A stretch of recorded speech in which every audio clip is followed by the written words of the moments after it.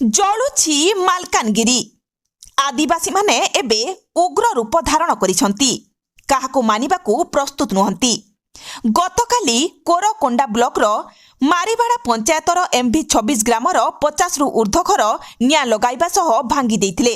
ଆଜି ପୁଣି ହଜାର ହଜାର ଆଦିବାସୀ ଏକତ୍ର ହୋଇ ଶତାଧିକ ଘରକୁ ପୋଡ଼ି ଧ୍ୱଂସ କରିଦେଇଥିଲେ।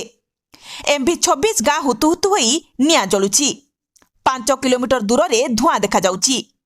ପୋଲିସ ଫୋର୍ସ ଓ SP ବିନୋଦ ପାଟିଲଙ୍କ ଉପସ୍ଥିତିରେ ଆଜି ହଜାର ହଜାର ଆଦିବାସୀ ଏକତ୍ର ହୋଇ ପୁଣି ଗାଁକୁ ଆକ୍ରମଣ କରିଥିଲେ। ପୋଲିସ କିଛି ସମୟ ପାଇଁ ଆଦିବାସୀଙ୍କ ଉପରେ ଟିୟର ଗ୍ୟାସ୍ ଛାଡ଼ିଥିଲେ। ଏଥିରେ ଆଦିବାସୀମାନେ ଆହୁରି ରାଗି ଯାଇଥିଲେ। ପୋଲିସର ଖାକି ପୋଷାକକୁ ଭୟ ନ କରି ନିଜର ପାରମ୍ପରିକ ଅସ୍ତ୍ରଶସ୍ତ୍ର ସହ ଗାଁରେ ଆକ୍ରମଣ କରିଥିଲେ। ଲୋକଙ୍କ ଆକ୍ରମଣ କରିବାକୁ ଆସୁଥିବା ଖବର ପାଇ ସକାଳରୁ ହିଁ ଗାଁ ସୁନସାନ ହୋଇଯାଇଥିଲା। ଲୋକେ ଘରଦ୍ୱାର ଛାଡ଼ି କେଉଁଆଡ଼େ ଚାଲି ଯାଇଥିଲେ। ଗୋଟିଏ ଘର ବି ନିଆଁ କବଳରୁ ବର୍ତ୍ତି ନାହିଁ। ଘରର ସମସ୍ତ ଆସବାବପତ୍ରଗୁଡ଼ିକ ହୁ ହୁ ହୋଇ ନିଆଁରେ ଜଳୁଥିବା ବେଳେ ରୋଷେଇ ଘରେ ଥିବା ଗ୍ୟାସ୍ ଟାଙ୍କିଗୁଡ଼ିକ ଫାଟି ପ୍ରଚଣ୍ଡ ଶବ୍ଦ କରୁଥିଲା। DVF ଏବଂ BSF ଯବାନ କେବଳ ଦେଖଣାହାରୀ ହୋଇ ରହିଥିଲେ। କେହି କିଛି ବୁଝିବା ପୂର୍ବରୁ ଆଦିବାସୀ ଲୋକେ ପୁରା ଗାଁକୁ ଛାରଖାର କରିସାରିଥିଲେ।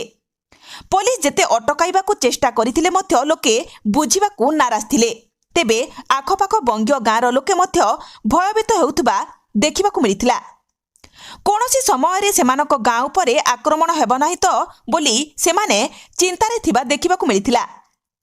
ପ୍ରକାଶ ଥାଉ କି ଗତ 3 ତାରିଖରେ ରାଖାଲଗୁଡ଼ା ଗ୍ରାମର ଲୋକେ ପଡ଼ିଆମି ନିଖୋଜ ହେବା ଏବଂ 4 ତାରିଖ ଦିନ ଡୁଡା ମେଟଲା ନଦୀ କୂଳରେ ମୁଣ୍ଡବିହୀନ ଶବ ମିଳିବା ଆଦିବାସୀଙ୍କୁ ଏକତ୍ର କରିଥିଲା। ପୋଲିସ ଆଜି ପର୍ଯ୍ୟନ୍ତ ମୁଣ୍ଡ ଖୋଜି ପାଇପାରୁନଥିବା ବେଳେ ଏପଟେ ଆଦିବାସୀଙ୍କ ମେଳି ଜୋର ଧରୁଛି।